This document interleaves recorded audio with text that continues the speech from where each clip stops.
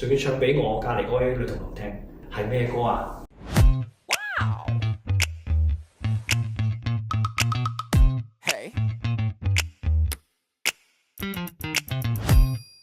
大家好，歡迎翻嚟國風教唱歌嘅教學頻道。我想帶出一位嘅中三參賽者出嚟，因為呢首歌咧，我好記得，我每次放學嘅時候卡拉 OK 唱咧，都必選呢首歌嚟唱，仲要唱俾我隔離嗰位女同學聽，係咩歌啊？我哋一齊聽下啦。這種感覺從來不曾有，左右每天思緒，每一次呼吸，心被佔據，卻苦無依，是你讓我着了迷。嗱，由佢第一句開始，一開聲嘅時候，其實咧你已經有滿滿嘅回憶喺腦海裏面，再加上佢用咗呢種咁少女嘅聲線去演繹呢首歌，同埋佢唔係好多雜質嘅，好輕輕地唱，去表達自己少女情懷嘅嗰種思想。給了甜蜜又把字距離，呢種比較舊式嘅唱法咧，擺喺而家呢個年代唱咧，可能會有少少 old school， 但係佢完全唱出嗰種少女嘅味道。再加上呢首歌咧係男歌女唱，以前我哋唱嘅時候咧係好想哇表達俾你聽，我好愛你，好愛你。一個女仔唱呢首歌嘅時候，又另外一種嘅味道。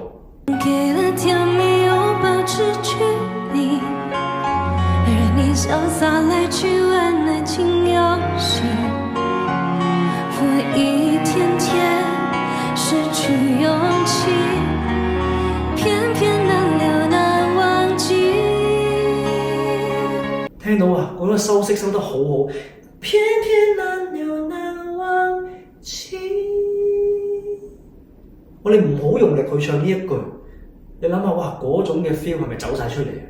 再加上咧，嗱，唱開心歌嘅時候，我哋唔會板住口面去唱啊嘛，係嘛？你睇下陳子瑩唱歌嘅時候，佢唱一種心有獨鍾，係好想話俾你聽，佢好開心，我好想話俾你聽，我真係對你心有獨鍾啊！所以有時唱歌嘅時候咧，情緒係好緊要嘅。如果我哋好顧住自己嘅技巧，OK， 忘記咗自己呢首歌原來係一種好代入自己心情嘅感覺，咁你會變咗唱出嚟話好慘。單單為你心有獨鍾，哇！我樣揦晒，咁唔係心有獨鍾啦，好似好夾硬中意你咁樣，係咪？所以佢做得好好呢度。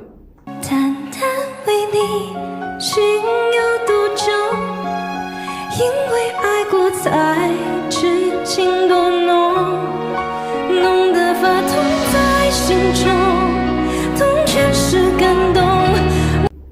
呢一個轉音就我覺得做得非常之好嘅。濃得發痛在心中，痛卻是感動。嗰個轉音轉得好好。嗱，呢啲咧就係你個聲帶閉合做得好好嘅時候，而且你嘅氣息夠，你先會做到呢個效果出嚟。我是真的與眾不同。呢個與眾不同，佢唔選擇去用嗰個好大聲個方式去唱。與眾不同，佢仍然選擇低調少少，保持一啲嘅矜持，去慢慢輕輕地與眾不同，好舒服嘅聽落感覺。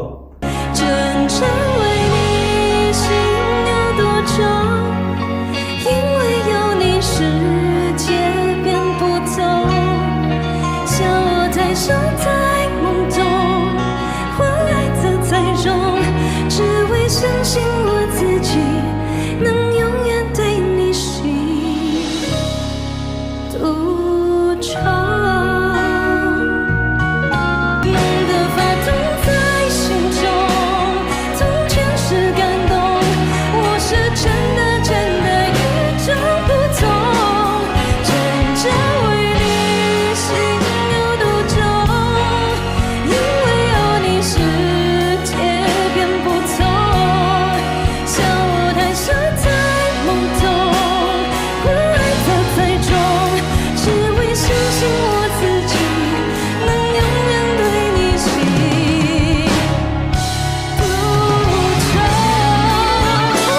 呢樣嘢就係每一個歌手上台演出嘅時候，我哋要編排一個歌嘅演繹方式，佢不斷慢慢一層一層上，並唔係話一低一高，佢就係慢慢將個情懷慢慢逐啲俾出嚟，逐啲俾出嚟，仍然保持一種少女嘅矜持。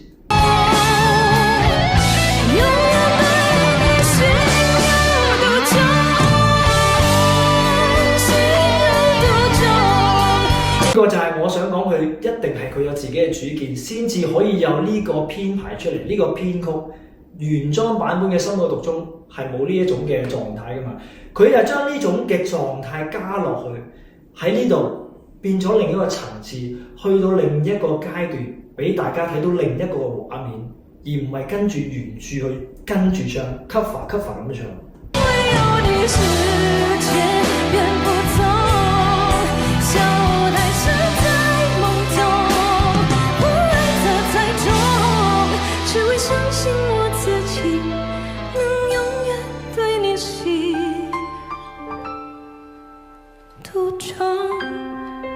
哇！聽完呢一首《心有獨鍾》之後，大家係咪覺得對於陳子瑩有另眼相看嘅感覺呢？冇錯啊！佢之前曾經唱過一首《領悟》，亦都係非常之震撼、觸動到人心。但係今次佢揀《心有獨鍾》，好似變咗另外一個人咁。呢個就係一個參賽者需要有嘅風格，多啲唔同嘅元素，試多啲唔同嘅嘢，令到觀眾又好，令到評判又好，多一個驚喜。而且子瑩喺唱歌嗰方面呢，即係唔需要去懷疑㗎啦。喺首歌裏面，佢好多輕聲啦、氣聲啦，一啲頭先我講嘅轉音咧，而且佢嘅 mix tone 做得非常之好。呢個的而且確係技巧性嘅嘢。如果冇技巧去唱呢首歌嘅時候，哇！